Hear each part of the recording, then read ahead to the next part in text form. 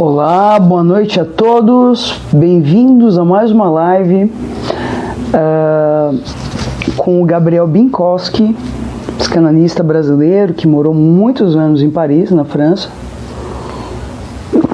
e que hoje estaremos então finalizando uma discussão nomeada Trilogia sobre a Pandemia, em que numa primeira live nós discutimos então as mudanças provocadas, né, pela necessidade do isolamento social durante a pandemia. Especificamente o Gabriel já solicitou para entrar. Ô, Gabi! Boa noite, tudo bem? Saudade! Tudo bem? Tudo bem. Demorou essa terceira parte, hein? Demorou essa terceira parte. Eu estava aqui retomando com o pessoal, né, que é a terceira parte que fecha a nossa famosa trilogia sobre a pandemia, em que na primeira parte nós discutimos então as mudanças necessárias ou as modificações de vida necessárias a partir da pandemia, tocando especificamente no atendimento virtual, né? Na segunda, e que deu pano para manga, e em virtude dessa primeira live a gente resolveu fazer mais duas para discutir temas específicos que tocam, né, em problemáticas importantes que se colocaram a partir da pandemia. Na segunda nós discutimos então a questão da invasão do virtual, né, e agora na terceira, né, vamos discutir a questão do medo, né, como o Gabriel é o convidado, né, a gente pensou junto o título, né, mas quem escreveu o argumento foi ele, né, Gabriel? A dimensão do medo e o sofrimento do sujeito na pandemia. Gabriel, para te aproveitar mais, já que é a última live, eu não vou fazer nenhum tipo de meandro e eu passo a palavra para ti, então. Vamos lá. Então, Michele, vamos acho que continuar essa conversa que a gente está fazendo, né, que foi bem chamada de trilogia. E trilogia fala de algo que insiste, né? É como um filme de terror, por exemplo, né? Tem que ter um, tem que ter um 2, tem que ter o 13, e aquilo segue. E a gente gosta de psicanálise, né? O que tenta pensar sobre certos fenômenos a partir da psicanálise, a gente logo saca, né? Bom, se estamos falando de insistência, de algo que insiste ou algo que retorna, né? A gente fala de recalque. Uhum. Para situar de alguma forma, né? E eu acho que foi esse tema foi se construindo, né? Porque na primeira conversa a gente tentou pensar em como a gente está lidando, nós enquanto psicanalistas, enquanto clínicos, com essa passagem, com esse mundo de hoje, com o que a gente chamou naquele momento de as novas o trabalho remoto, as novas tecnologias, mas no fim das contas tinha a ver com essa invasão de um mundo, né? Uhum. Que nos invade da nossa casa, da ideia de um vírus, da gestão de um vírus, da política que nos matava de angústia e de fome, agora nos mata de outros jeitos, né? E aí depois a gente foi falar, né, na nossa segunda live da exaustão, porque é isso, né, essa sensação de invasão o tempo todo, né, de que nós estamos ficando exaustos. E mais, né, essa dimensão do excesso constantemente. Né? Isso, do excesso, né? E agora a gente escolhe falar do medo, né, porque o medo é algo muito... é um afeto, né, e é uma referência muito constante para a gente hoje, né, mesmo que mais recentemente venham novas expressões, né, para falar do que a gente está vivendo, né, tem se falado no definhamento, né, mas que é uma expressão que de alguma forma aglutina uma experiência humana compartilhada, isolada da pandemia, né, mas de fato a gente passou o tempo todo com medo e a gente tem medo que isso não termine. Né? A gente tem medo de um monte de coisa, né? E aí, olhando para a psicanálise, né, o que é o medo? Né? Deixa eu fazer uma adendo. Vai. Sabe que é interessante, né? Porque me lembra um pouco Totem Tabu na hora da primeira, né? Em que o sujeito, né, por medo do desamparo, né, ou por medo, né, da mãe toda gozante, Porque a gente também poderia brincar um pouquinho, Gabriel, trilogia também de três, né? De Édipo também, né? Interessante, porque, né, no caso Pequeno Hans do Freud, por exemplo, a fobia a cavalos, ela se dá justamente pela fantasia, quando o pai do Hans começa a viajar e o Hans começa a dormir com a mãe, ele começa justamente a fabricar essa fobia como uma maneira de interditar uma interdição que não estava acontecendo. Né? E né, interessante, porque quer dizer, que é um pouco a função que as fobias infantis e que os medos infantis cumprem. Né? O medo de serem devorados e o medo da realização do incesto. Né?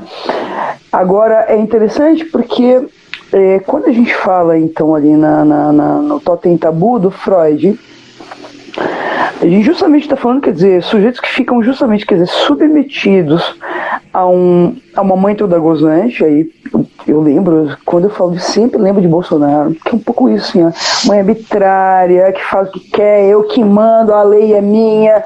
Porque é isso, né? Quer dizer, é um outro não submetido à cassação, um outro não submetido à lei maiúscula, à lei simbólica. Quer dizer, ele faz a lei. É a leizinha imaginária. Eu que mando, eu que faço. E é interessante porque, né, curioso que né, na lógica da horda você não tem lei simbólica. Você tem a arbitrariedade do pai da horda ou da mãe toda gozante, em que os filhos ficam ali submetidos a essa violência constantemente, mas submetidos também em nome de um certo amparo. Quase como, né, a gente poderia tomar um pouco a violência contra a mulher, essas relações abusivas, quase como: mamãe faz isso, mas ela me ama. Papai faz isso, mas me ama. Né, me estupra, mas me ama. Veja, Bolsonaro está fazendo isso em nome do país, veja. Né, quer dizer, que aí eu acho que tem algo aí de uma certa lógica circular, né, em que, de alguma maneira, quer dizer, né, também, né, o pai também abusa com a conivência desses filhos. Acho que tem algo aí importante. Michele, Bolsonaro é uma grande mãe fálica? Não, a mãe toda gozante, né? Na verdade, como é que eu nomearia Bolsonaro? Como um bebê chorão. Vossa Majestade o bebê. Né?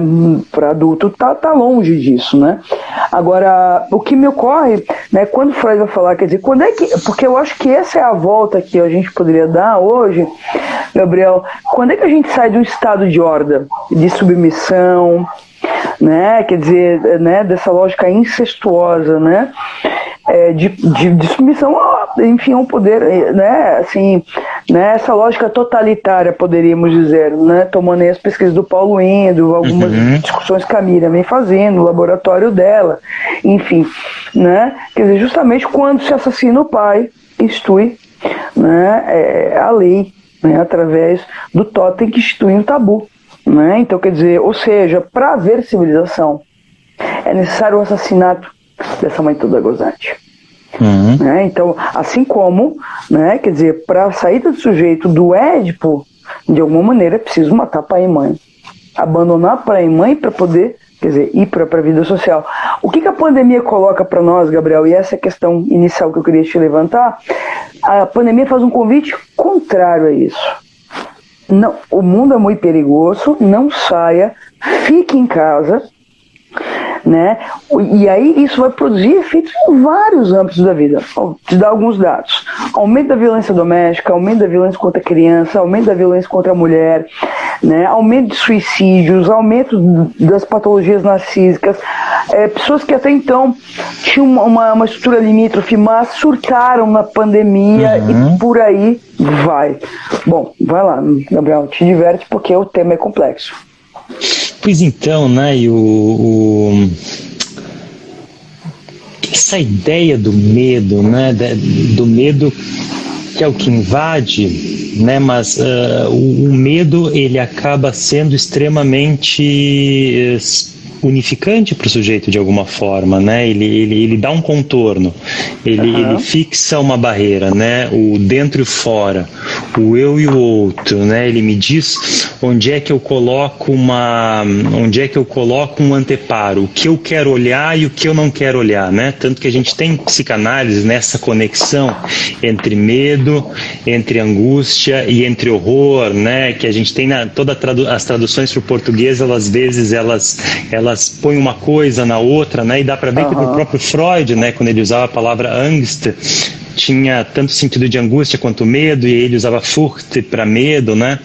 Então é bastante interessante isso, né? Porque o medo acaba nos proporcionando uma experiência de unificação ou de unidade, uma unidade imaginária, né? E eu estou lembrando o estranho também, o texto estranho do Freud, né?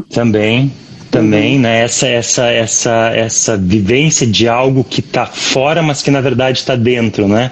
E aí tu fala interessante, né? Desses sujeitos limítrofes, do que foi acontecendo durante a experiência de pandemia.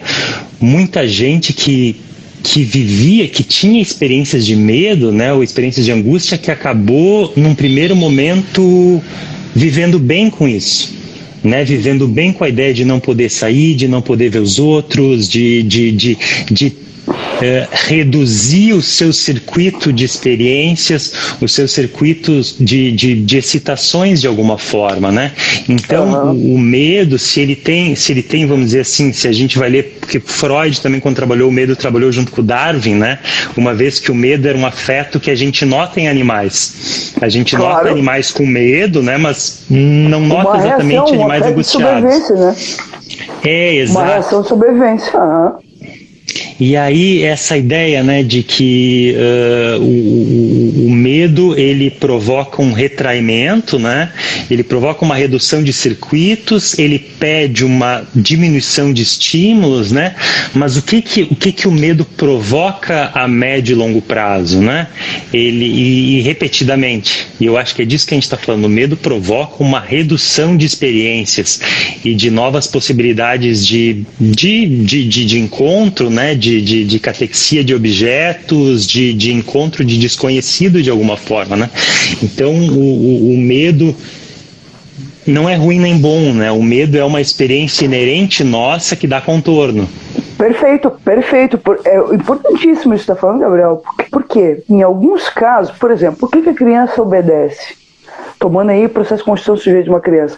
Criança obedece o adulto e entra na lógica civilizatória por medo de perder o amor dos pais. Quer dizer, um medo constitutivo, um medo fundamental.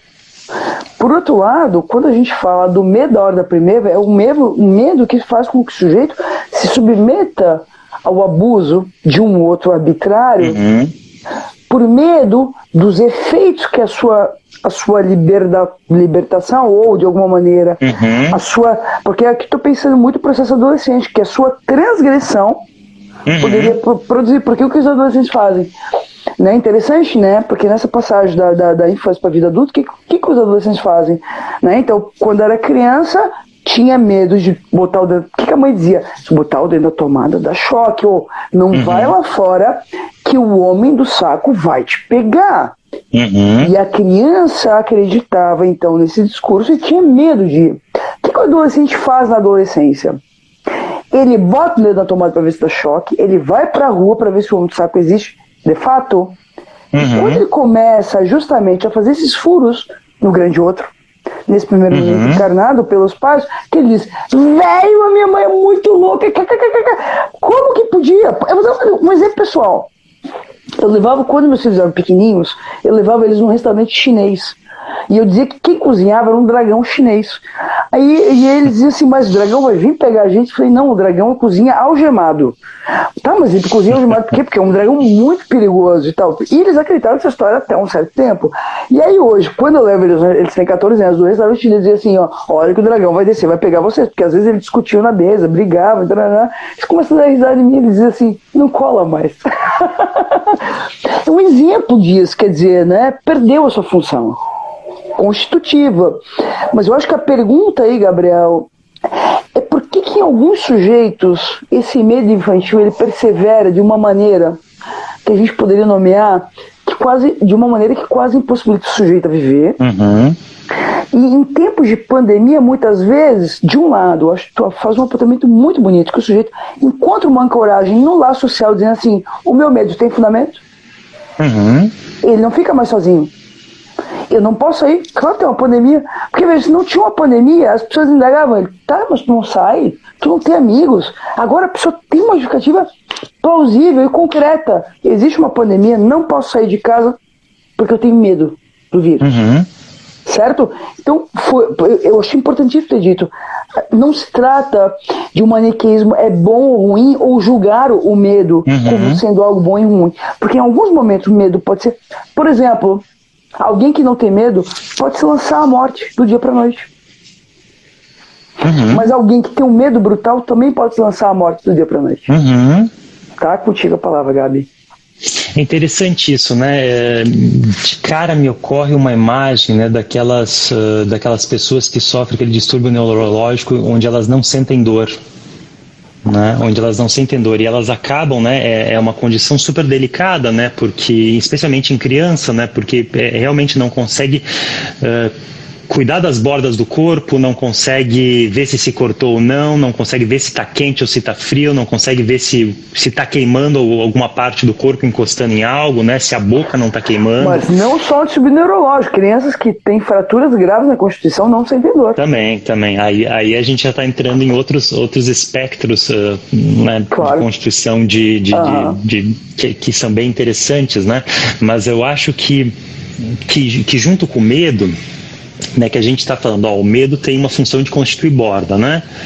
Tem de constituir, por exemplo, na hipótese freudiana, né, do mito do pai primevo, né, o medo eu tenho medo de ser assassinado pelos outros caso eu me torne um novo líder, né? Então eu tenho também medo de um fantasma do pai assassinado, né? Aquela hipótese toda que é o remorso, né? Eu tenho medo de tudo isso, né? Então a gente faz um pacto de como a gente vai viver. Vou te lembrar, assista o Primo Basílio, que a Juliana assassina a empregada. Tu lembra do Primo Basílio? O filme, o livro do Eça de Queiroz? Do Queiroz, isso. E aí assassina a empregada e o fantasma da empregada retorna e ela vai a óbito. Vai a óbito. Que é a ideia do Hamlet também, né? De o fantasma do pai, que mesmo que denunciam de um crime do outro, fala de um desejo criminoso dele, né? Mas eu acho que é isso, né? A gente está entrando nesse ponto do medo sobrenatural. Né? E o sobrenatural tem também a ver com esses medos que a gente não explica, né? E por isso que os adolescentes adoram filmes de terror, Gabi. Que tem a ver com essa lógica.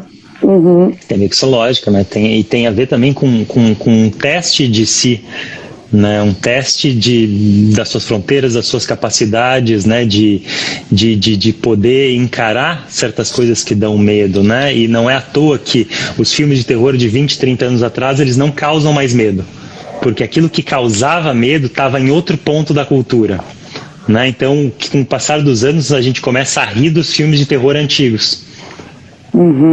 Né? E é uma experiência que a gente tem na vida, né? De às vezes algo nos causa muito medo, assim, nossa, como é que eu tinha medo de tal coisa, era tão simples, tão banal e tudo mais, né?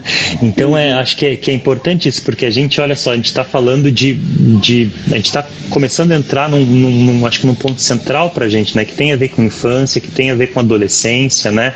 E acho que hoje, assim, tem uma polêmica que a gente vai enfrentar, que até estava na nossa descrição, né? Se antes eu tinha medo que os meus filhos se contaminassem, né? Hoje eu tenho medo que eles não aprendam mais, ou que eles não consigam mais se socializar. Ou eu tenho medo de não suportar a presença dos meus filhos em casa o tempo todo, uma vez que todos nós estamos em casa, ou temos que ficar em casa, ou não temos como circular, né? Então acho que esse é o ponto, assim. O que você tem escutado? Pessoal, para quem não sabe, o Gabriel participa, eu já falei nas outras lives, de um projeto internacional que está discutindo a questão dos efeitos da pandemia na clínica, nos atendimentos. O que ele tem escutado de outros analistas, como é um projeto internacional que envolve vários países, né, Gabi? Conta um pouquinho, assim, o que vocês têm discutido, o que tu tem escutado, Gabi? Eu acho que, em primeiro lugar, os psicanalistas e psicoterapeutas tinham medo de não conseguir trabalhar na pandemia, né? Essa foi a reação inicial. Será que a gente consegue? Pode, não pode? Vamos se adequar? Vamos criar... Mas o que tem de gente, eu falei na live anterior, me procurando. Michele, eu não sei como atender criança online, não sei como atender adolescente online.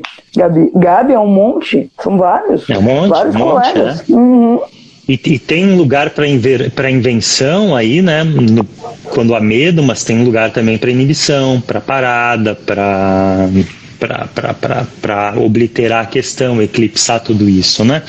Mas com o passar do tempo, né, eu acho que tem algo que foi ficando mais presente para os psicanalistas e psicoterapeutas que a gente tem entrevistado, né, que é o medo de que nós estamos vivendo algo muito próximo, muito compartilhado com o que os pacientes estão vivendo.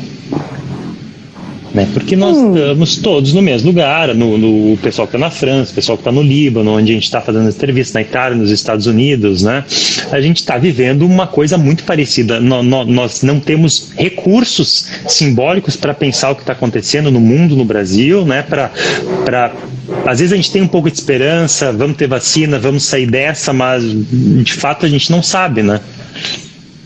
E talvez é isso, né, o que tem sido mais presente, né, que a gente está vivendo uma coisa íntima demais.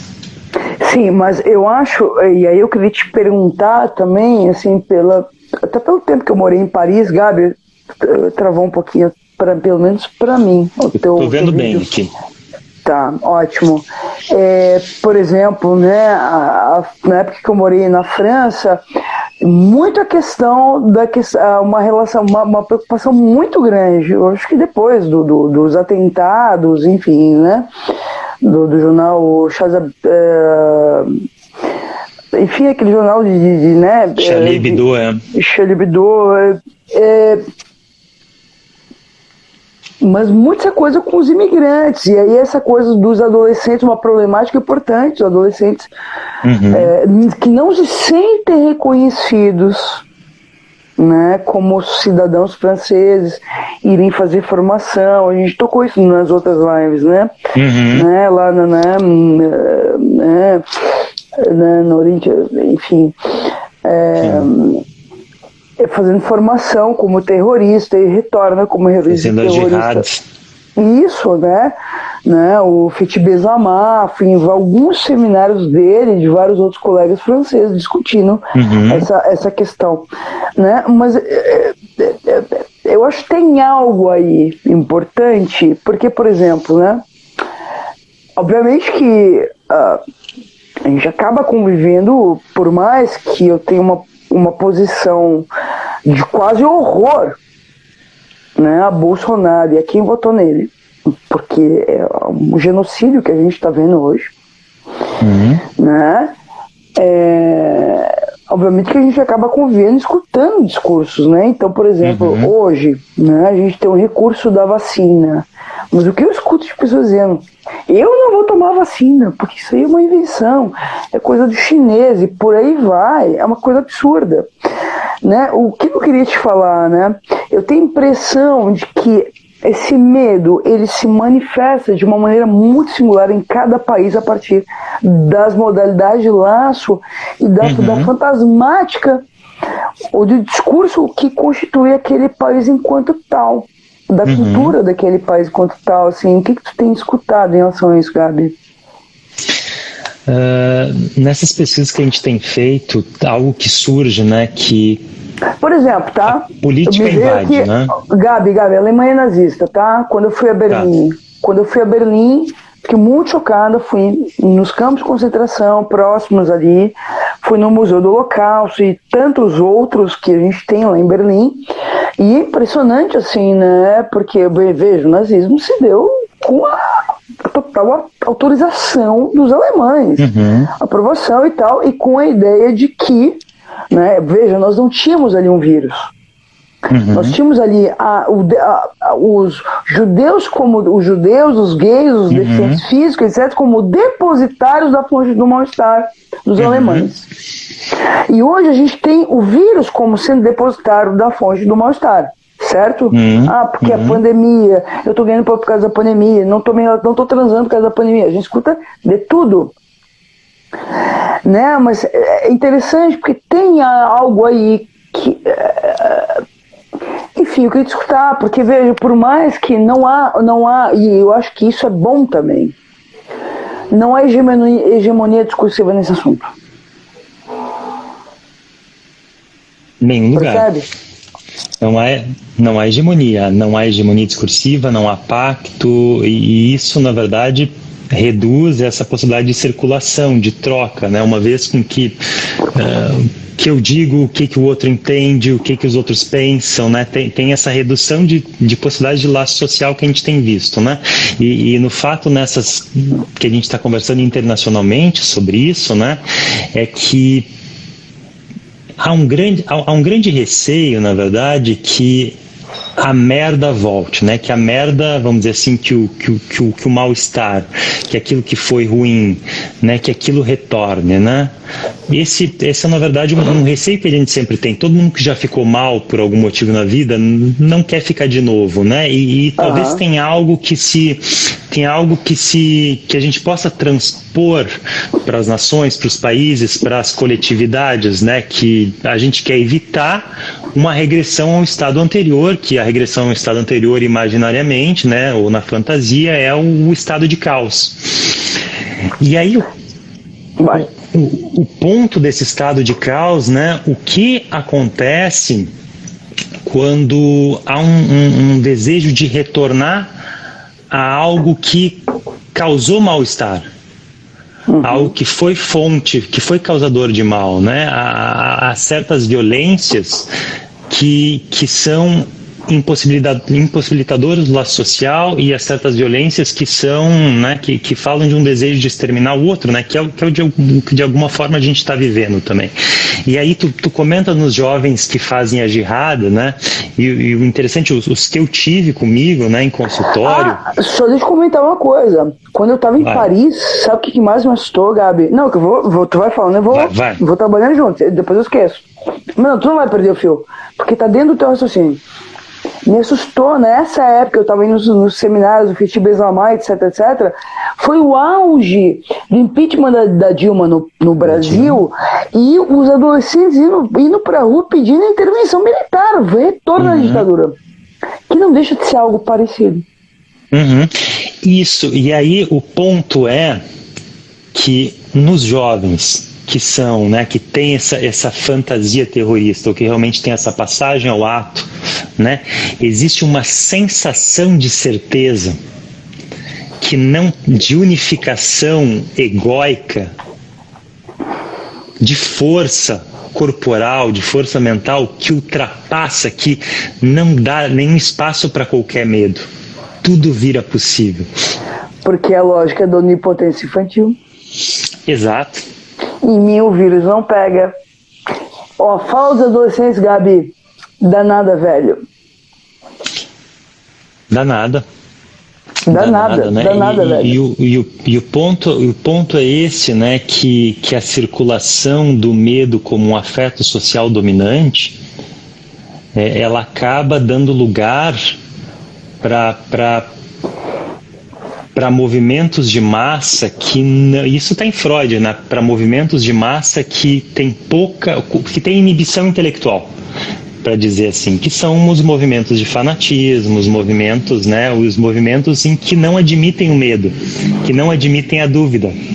Tá, vamos lá. Mas aí tá na mesma lógica infantil. Por quê? Porque a lógica da cloroquina, da azitromicina e das inas, né, aquele do remédio para o Ictina, como é que é? Esqueci agora. Qual? O lá do que é para piolho. Vermífugo lá. Tem vermífugo, azitromicina. Não, azitromicina não é azitromicina. Não. Como é que... Pessoal, bota ali na legenda o kit, porque kit COVID. Essa lógica, veja, tá na mesma lógica. Pessoal, tem 26 pessoas assistindo, por favor, alguém bota ali azitromicina, Jesus Nosso Senhor, estão batendo palma. Ivermectina. Isso, obrigada. Ermicina, ivermectina.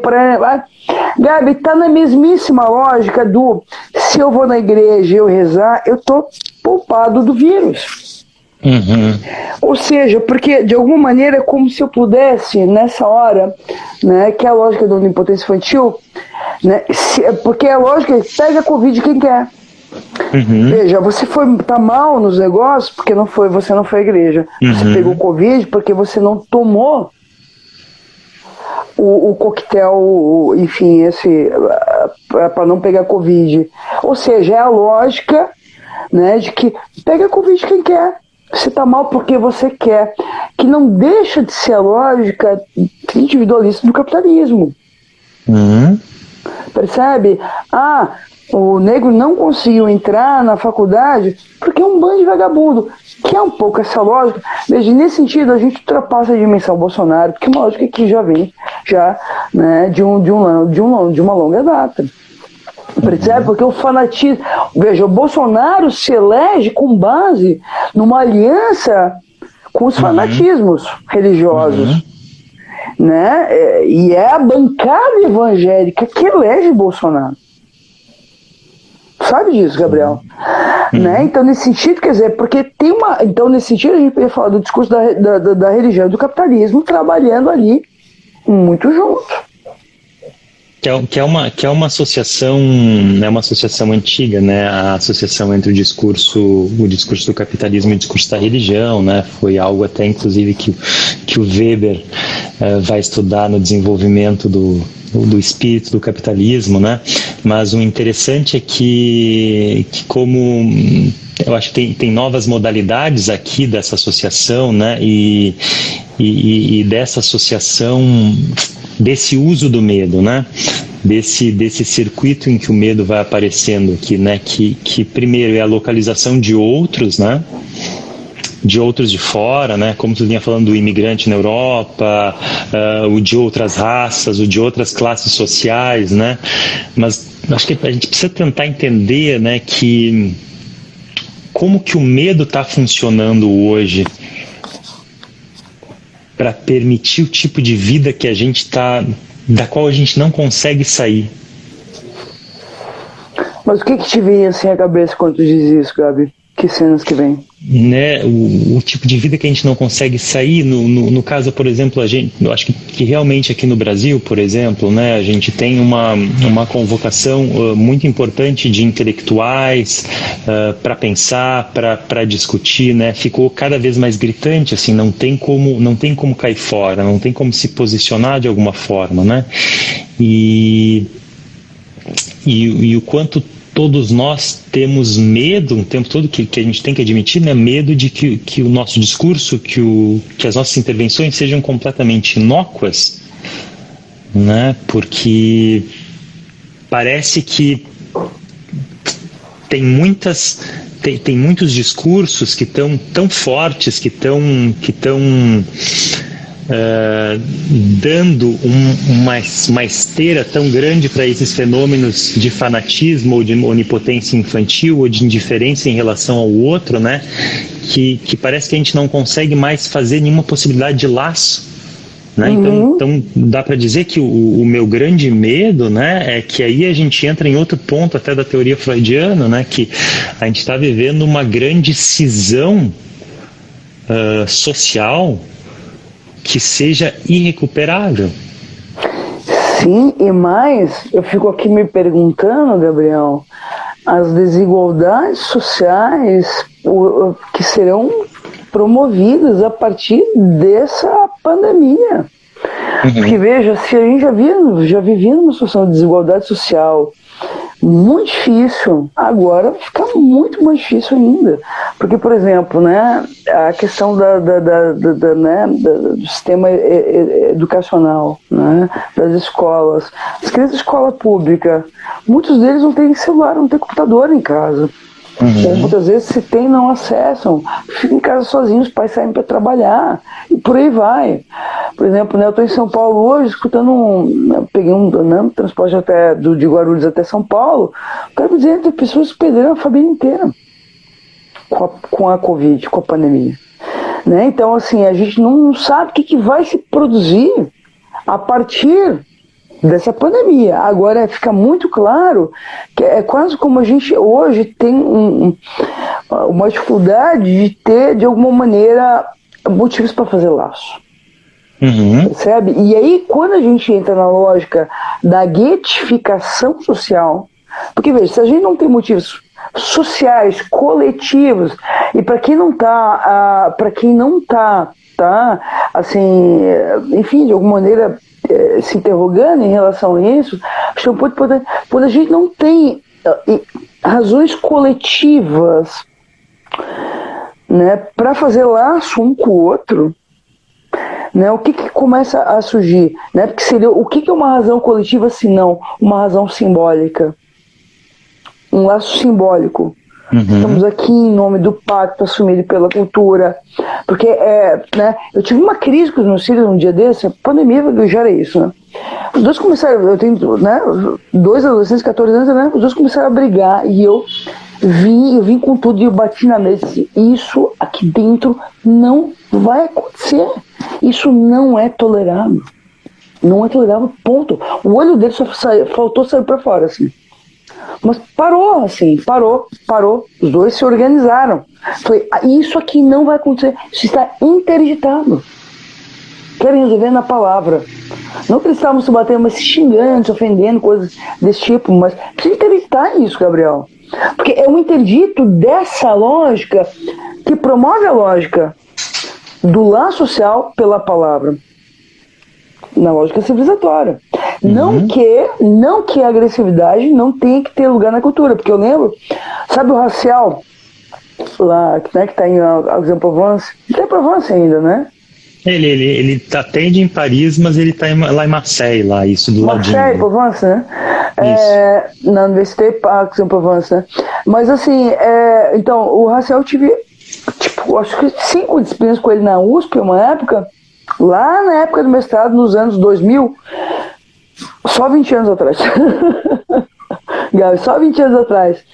E ele falava de uma coisa importante, quer dizer, quando a gente dá lugar à agressividade, ela pode ter lugar no social. Mas quando ela não tem lugar no social, ela aparece o quê? De uma maneira como retorno de recalcado. Né? Mas qual é a minha preocupação? Que na medida que a gente não tem mais motivo para fazer laço, a gente começa a fazer gueto. E aí a gente vai ter medo do quê? De todo e qualquer um que não é igual. Não. Fale mais sobre isso, Gabriel. Vai lá. E aí agora, ter medo de todo e qualquer um que não é igual, isso lembra o quê? Né? Isso faz com que tudo do outro cause medo. Né, tudo do outro cause medo, com que tudo do outro cause angústia, né, uma vez que medo e angústia estão completamente conectados, né, o medo parece ter um objeto mais definido, enquanto a angústia é um objeto perdido, né, e aí eu tô tentando entrar numa lógica, né, quando a angústia vira medo com um objeto do outro, né. Fala um pouquinho para quem está escutando, Gabriel. Acho que é importante marcar essa diferença entre medo, angústia e a melancolia. E a melancolia, tá, olha só. Vamos lá, então acho que isso é algo presente no Freud, né, de tentar situar qual é a nossa relação com os objetos dos quais a gente foge. Né, os objetos, os estados, o que nos paralisa, o que a gente não quer e tudo mais, né? E o medo, né, se a gente pode fazer primariamente uma distinção, tem a ver, o medo eu identifico, eu tenho medo de tal animal, eu tenho medo de sair na rua, eu tenho medo de morrer. E a angústia, ela fica mais com uma coisa de estar nesse estado, né, como se eu fosse encontrar algo que me desse medo, mas eu não encontrei. Ou eu não sei exatamente o que eu estou temendo. E aí o ponto, né, que é uma sacada que o Lacan faz depois, né, que ele vai dizer, mas esse estado de indefinição da angústia, né, que é basicamente algo como medo, mas sem objeto, sem saber o que eu estou esperando, né, Que é quase uma invasão, né? Que é quase uma invasão. A sensação é quase uma invasão corporal. Exato. Isso tem a ver com aquilo que a gente deseja, né? Ou pode desejar, ou consegue desejar, né? Porque a angústia tem muita relação com o desejo. Sim, agora, por isso também que na angústia o sujeito tem a sensação de aniquilamento, né? Aham. Né? Porque invade, né? Porque é uma invasão. Isso, perfeito. Perfeito. E aí o ponto do Lacan, né? Que na verdade a angústia tem um objeto, mas é um objeto faltante. Né? E esse objeto faltante é através disso que a gente deseja coisas, né? Porque eu posso desejar tal coisa ou tal coisa, e a gente tem essa experiência na vida, né, que é uma experiência com a qual o capitalismo se expande, né, e com a qual ele se nutre, né, que a gente sempre vai desejar uma outra coisa, a gente nunca tem o que a gente quer, a gente sempre quer ir em direção a mais um objeto, né, e esse é o objeto faltante. E aí, no fim das contas, né, essa associação medo-angústia, ela acaba sendo algo que faz parte do funcionamento social, do funcionamento da economia, do pacto civilizatório, né? Mas a questão é como a gente... Claro, Gabi, que lindo isso que está falando, tá incrível, sabia? Tá incrível, por isso que eu te amo. Porque, sim, você está falando algo maravilhoso. Por isso o medo de ficar pobre, o medo de perder o emprego, o medo de não ter mais vida, o medo de perder a casa própria, medo do futuro. Porque é isso, essa conjunção de medos tem a ver com essa lógica estrutural que a gente está colocando. Porque, por exemplo, uma coisa que antes de a gente começar a live, eu estava pensando, a teoria comportamental, por exemplo, dissocia o medo da lógica psíquica do sujeito. O medo passa a ser o mesmo medo para todos, e a técnica chamada dessensibilização sistemática, que eu lembro da faculdade aí, né? Passa a ser a mesma técnica para todos. Percebe que não tem mais sujeito aí. Não tem sujeito. Você tem ali biologia, corpo. Você tem, na verdade, uma lógica do animal, da biologia corporal. Respondendo ao que é da ordem do sujeito. Né? Se o medo tem um objeto, né, que provoca de alguma forma uma experiência de unificação corpórea, imaginária, né, e a angústia não tem objeto, por isso ela é tão invasora, mas no fim das contas ela remete ao desejo, né? A melancolia aponta para um objeto perdido, né, do qual o sujeito fica na sombra, fica lamentando esse objeto perdido. A sombra do objeto, perfeito, perdido. A sombra do objeto, e justamente a impossibilidade de fazer um luto desse objeto tem a ver com introjetar também parte desse objeto como sendo dele. Por exemplo, né, que eu falava na live com o André Guerra, né, nessa impossibilidade, né, dos pais fazer um luto do ideal do filho que eles não tiveram. Que eles tomam para si, né? Então, quase como o eu e o outro ali também acabam de alguma maneira também, essa dimensão, essa separação eu e o outro acaba se perdendo, assim, como o sujeito, quer dizer, ele se perde junto com o morto, mas o morto também se mantém vivo através dele, e essa é quase não fronteira, né? Mas me responde uma coisa então, Michele, acho que tem uma coisa importante que a gente vinha falando, né, de coisas que dizem tanto do sujeito na estrutura, né, os fenômenos clínicos que a gente observa, quanto formações sociais, uma vez, né, que os sujeitos estão na sociedade, eles estão vivendo e fazendo laço com esses discursos, né? E aí é interessante, será que na pandemia, então, esse medo está falando de uma relação com um objeto, né? Mas no fim das contas a gente está vivendo essa tríade, né? Medo, angústia e melancolia, uma vez porque a gente não tem tanta coisa para temer que a gente nem sabe o que temer, a gente não sabe o que desejar, mais o que a gente pode desejar, e a gente está vivendo também algo que não é nem mais um luto, é ter perdido a vida e ficar na sombra dessa vida perdida. Tá, porque eu acho que aí tem vários assuntos, Gabi. Primeiro, os horizontes se estreitaram radicalmente. Sim. Segundo, e as pessoas que seguem sonhando, de alguma maneira, têm vergonha de falar dos seus sonhos. Como é que eu vou sonhar com 700 mil mortos? Como se nessa hora o sujeito também se sente um pouco em dívida, né, com o luto, que ele é coletivo, Gabriel. De um genocídio que está acontecendo. Como é que eu estou pensando em ir para Miami, ir para Paris? Como é que eu estou pensando em ir para Bélgica, entendeu? Fazer o circuito das cervejas lá na Bélgica com 700 mil mortos. 700 mil covas, 700 mil famílias. Entende, Gabi? Eu acho que isso é um ponto.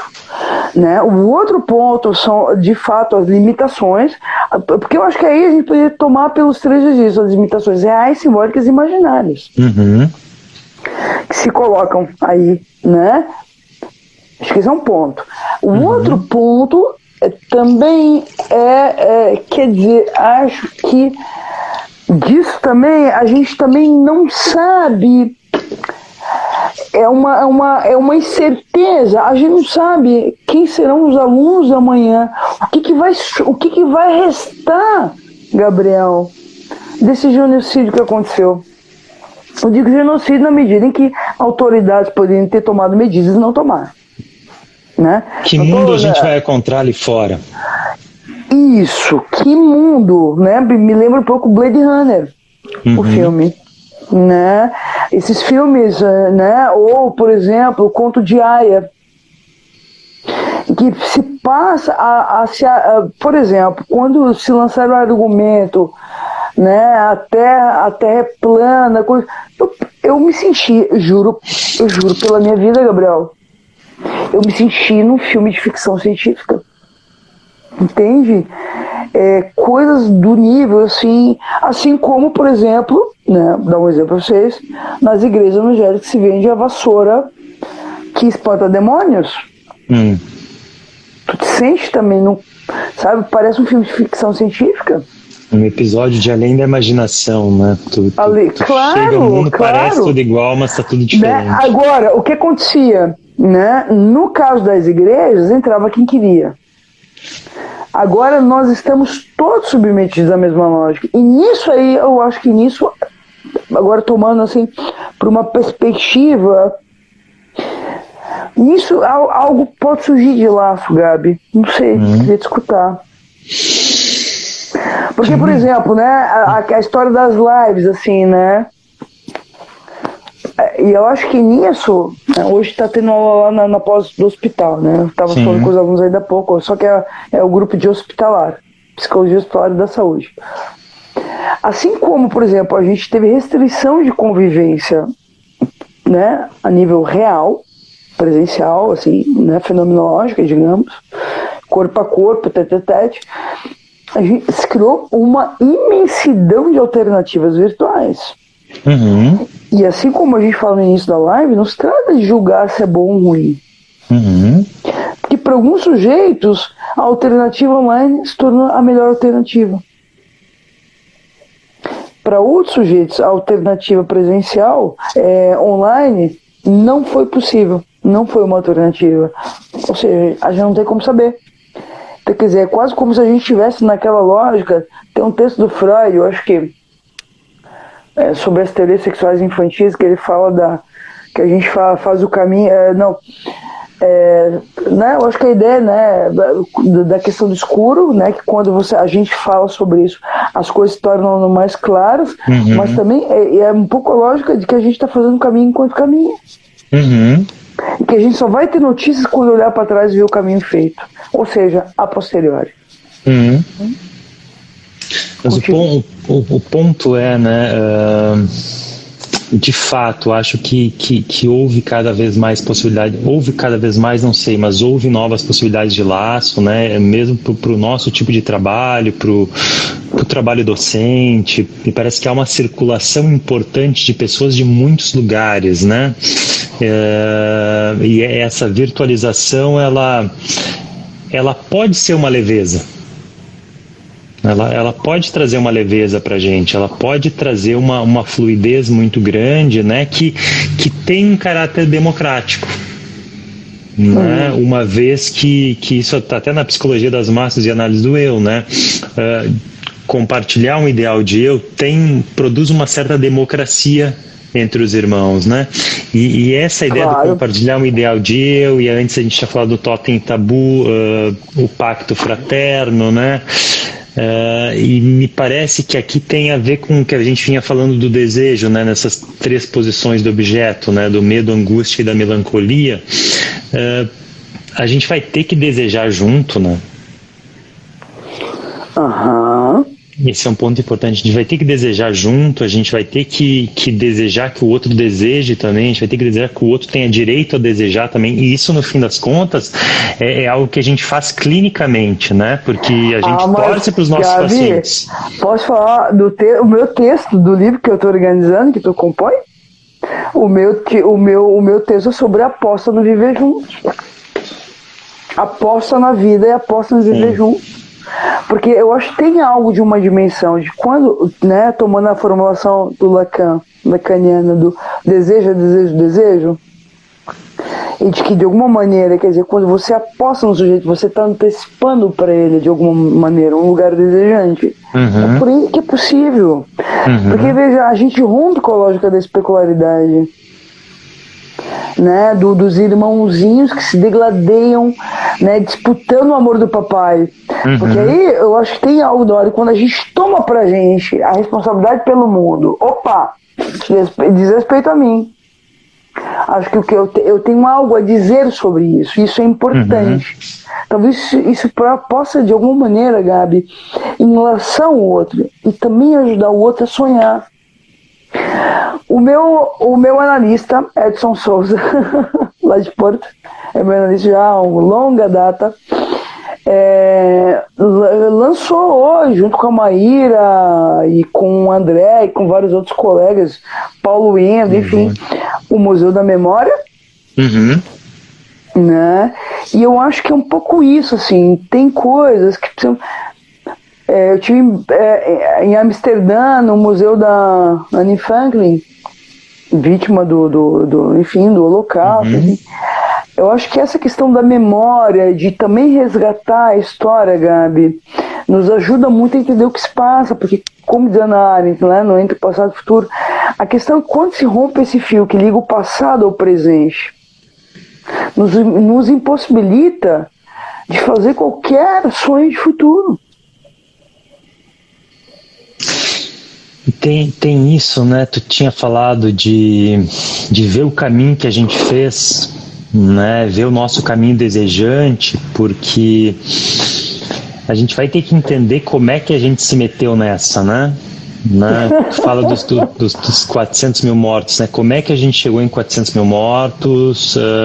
400 mil ou 700 mil? Porque eu já escutei já, 400 mil. 400. Aqui é 400, né? Só se der no além da imaginação a gente vai para os 700, mas não se duvida. Mas como que a gente chegou até aqui, né? O que a gente conseguiu afirmar de desejo, socialmente falando, né, com os outros, né, que a gente não viu isso acontecendo, né, não viu, poxa, essa tragédia se dando, né, e eu acho que tem algo que se dá muito com os pacientes. Aí tu tinha falado dessa pesquisa internacional que a gente está vendo, né, e tem uma sensação que os clínicos compartilham, né, de todo mundo foi pego de calças curtas.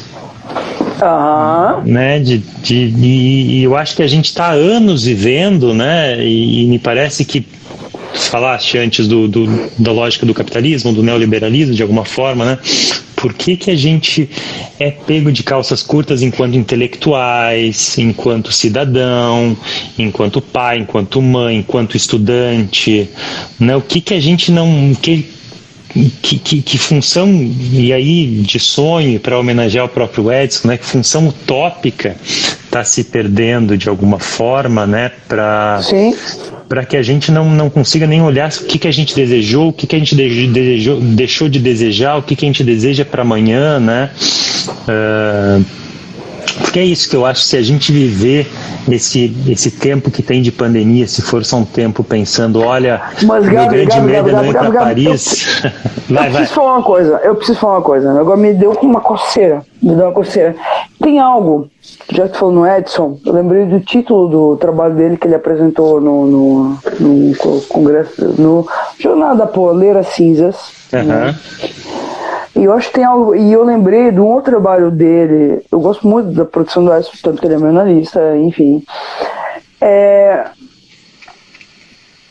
Num dos congressos das jornadas, enfim, em que ele fala do menino Aylan, que foi encontrado na praia, né? Vocês lembram, para quem da Turquia, vocês lembram dos imigrantes, né? E eu já falei isso numa outra live com um outro colega e tal. E eu acho que tem algo aí, Gabriel, que eu acho que não é o acaso, a importância que me vê essa situação, porque assim, quando uma marca não se escreve, né? Porque eu acho que tem um ponto do teu argumento foi muito importante quando tu traz a dimensão do trauma. Eu queria trabalhar um pouquinho isso contigo. A diferença entre vivência, experiência e trauma. Tá? Eu acho que é uma diferenciação importante que a gente precisa fazer. Porque assim, o que acontece, né? Uma vivência, quando não se escreve como uma experiência que produz uma marca, uma diferença, e aí eu acho que ela se repete, eu acho que é a tua fala inicial da live, que é isso, né? Essa insistência em tentar escrever, gente, 400 mil mortos, gente, 400 mil mortos, gente, 400 mil mortos. Ei, 400 mil mortos! Porque, de alguma maneira, essa coisa midiática banaliza. É só 400 mil mortos, é só uma gripezinha. E a gente começa a acostumar com 400 mil mortos como se fosse nada. Você me entende? Porque eu acho que tem algo aí, e eu queria te dar um exemplo clínico, Gabriel, de uma paciente na época que eu coordenava um serviço na Clínica Escola de Psicologia, que a violência para ela era algo tão banalizado, mas tão banalizado, que ela vai num baile, enfim, população assim, um tanto rural, assim, Blumenau, né? Rural, urbana ali, carente, não carente, classe menos favorecida, média, enfim.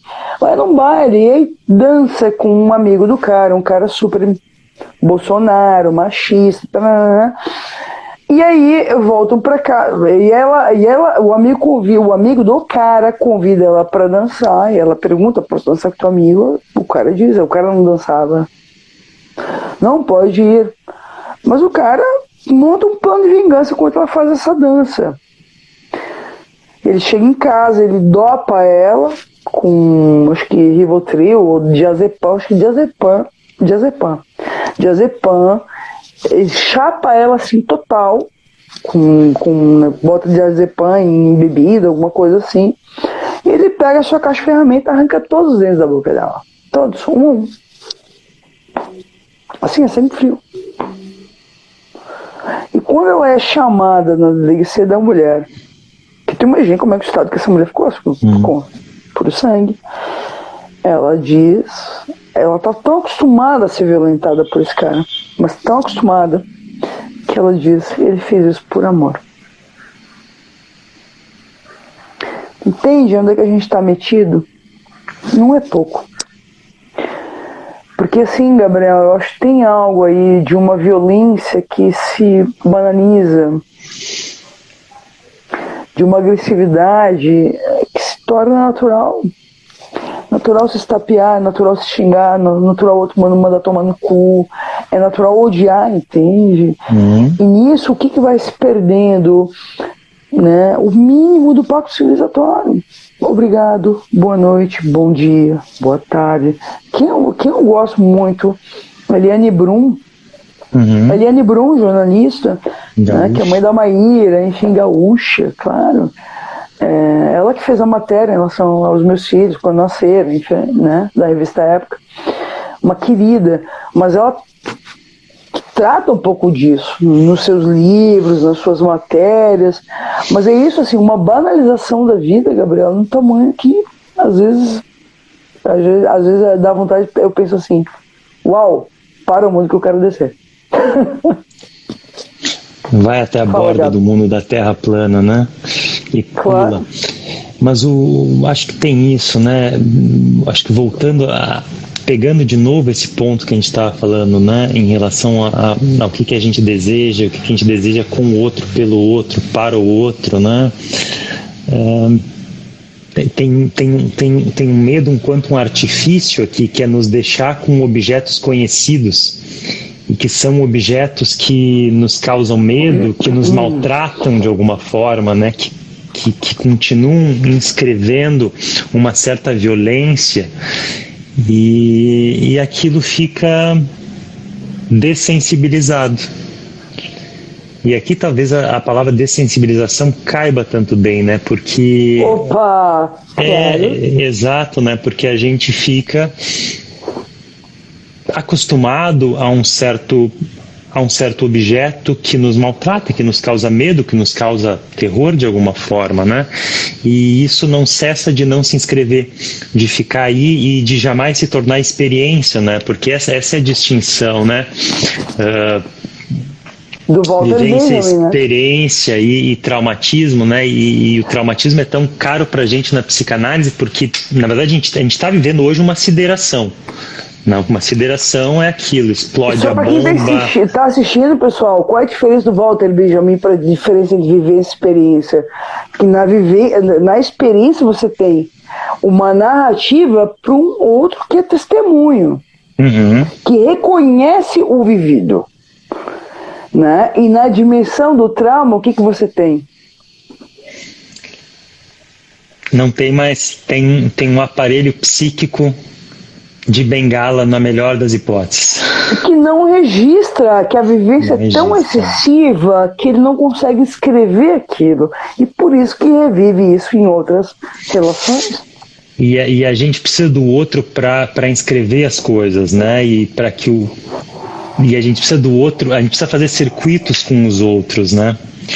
E talvez é isso em que a gente está metido hoje, né? E por isso escolher o medo e não as outras coisas, né? Porque o medo fala dessa redução de circuito que nos traz uma certa segurança, uma tentativa de nos proteger, de achar que nós estamos protegidos.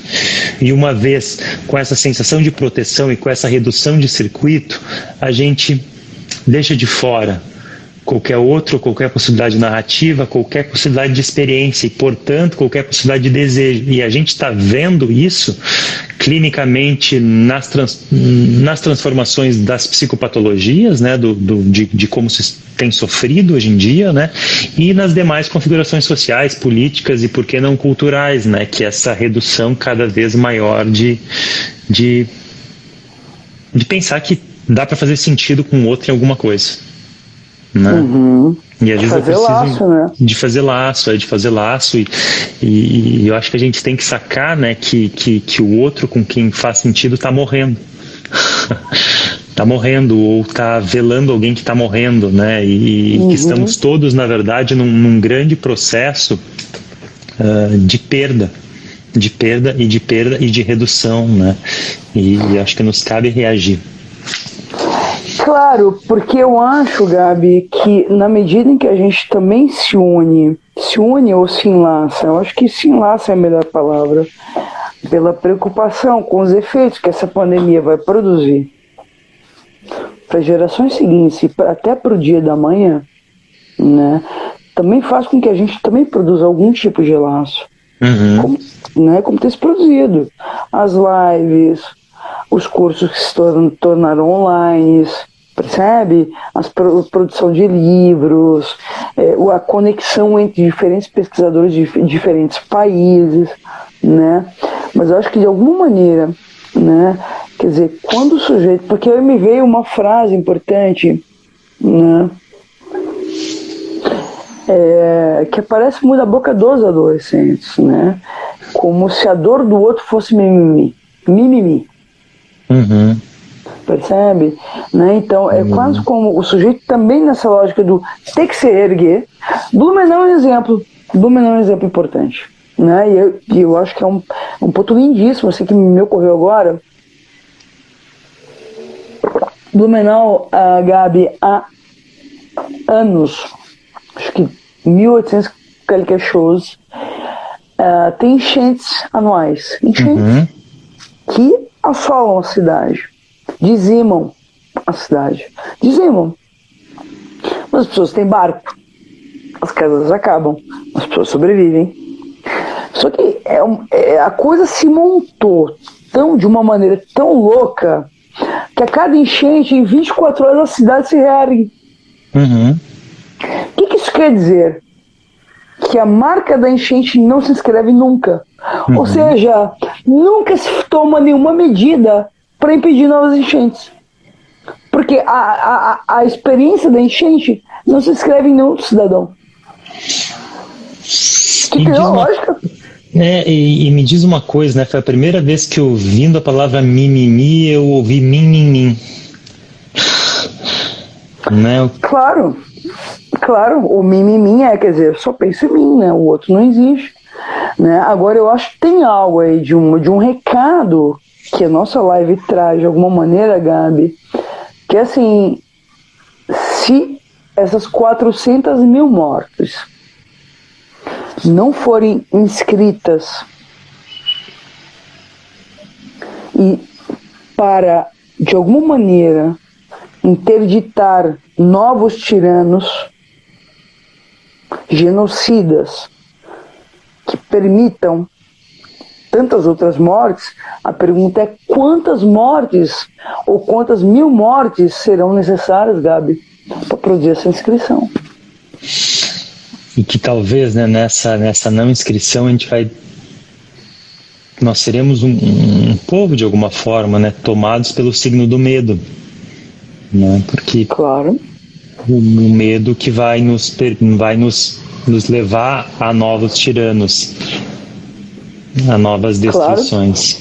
Claro, porque, e mais, conduzindo pacientes análise, o que a gente percebe? Quando eles se dão conta que estavam submetidos a uma lógica de submissão, de medo, de totalitarismo, intolerância, os pacientes próprios se perguntam como que eu posso ter relações abusivas, namoros abusivos, por aí vai, ou relações parentais, mas um pai abusivo que estuprava, que violentava.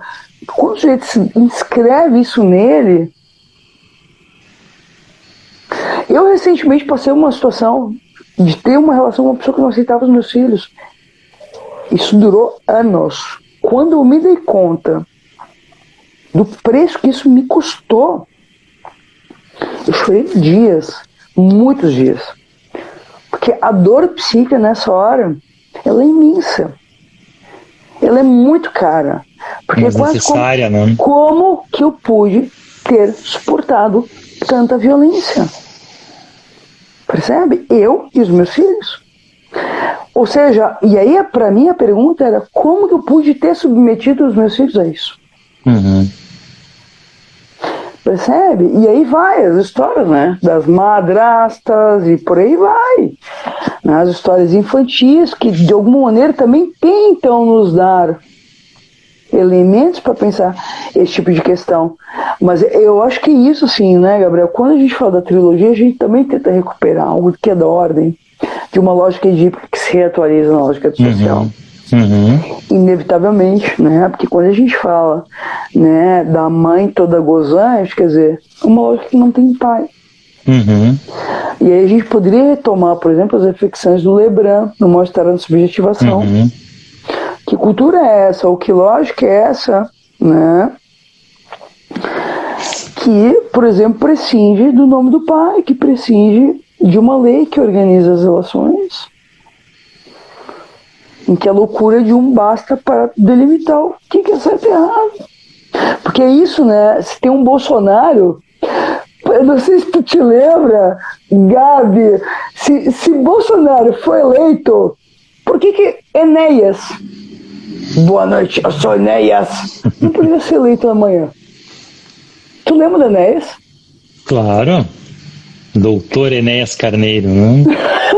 Pois é, agora eu te lanço essa pergunta. Se Bolsonaro foi eleito, por que o doutor Enéas Carneiro não poderia ser eleito amanhã?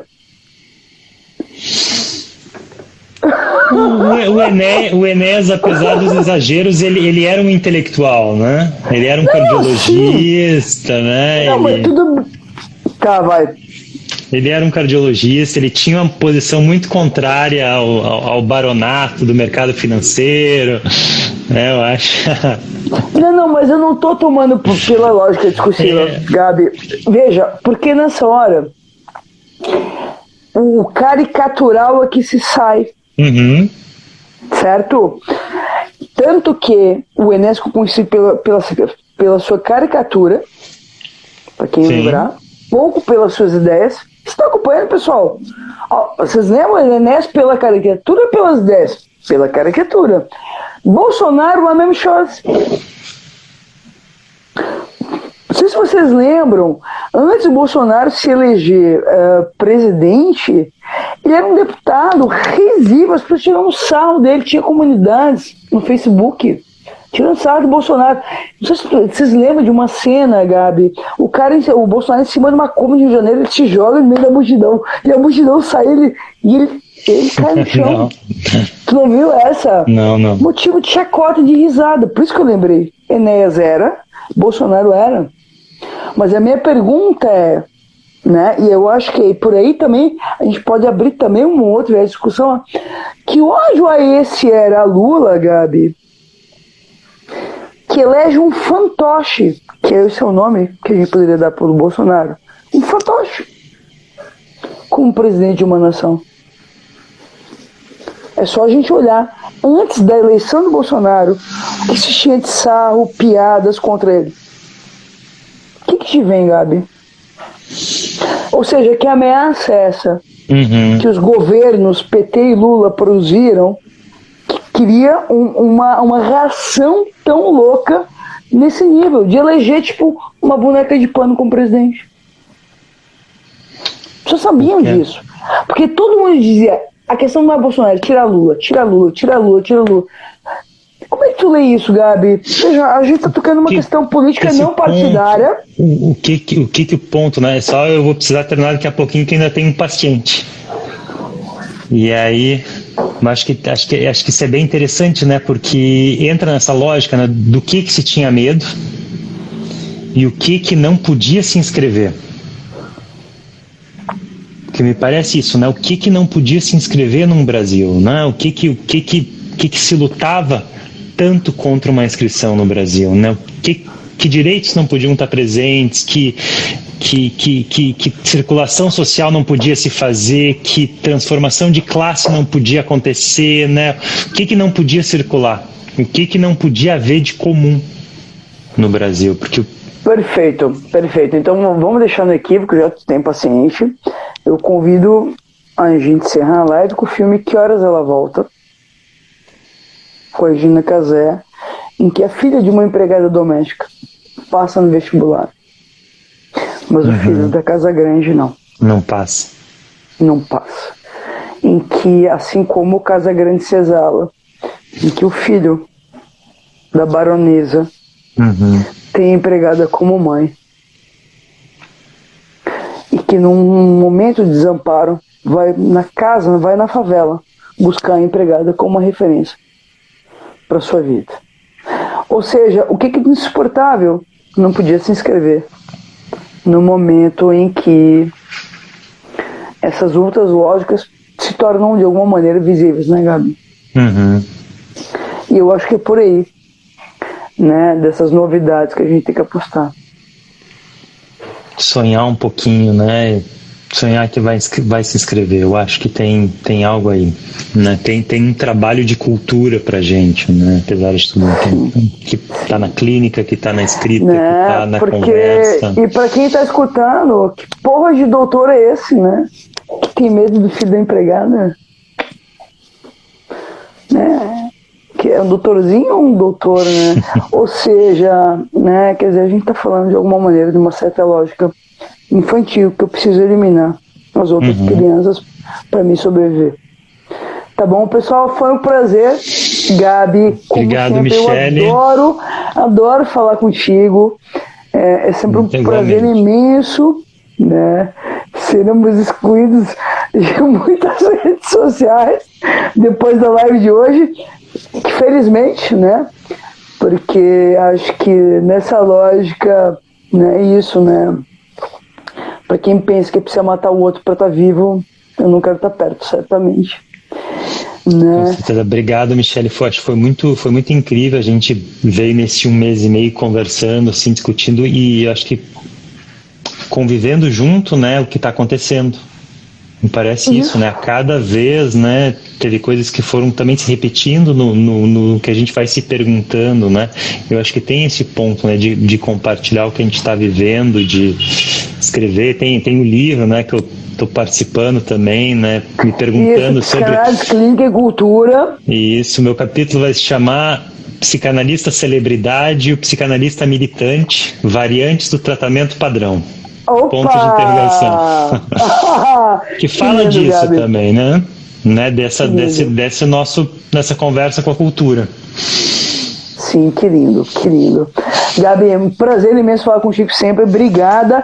Pessoal, para quem não sabe, o Gabriel é professor da pós em Psicanálise Clínica e Cultura do Hospital Santa Catarina de Blumenau, que está com as inscrições abertas, que começam, o curso inicia em agosto, online, né, estritamente online. Agora todos os cursos vão ser online.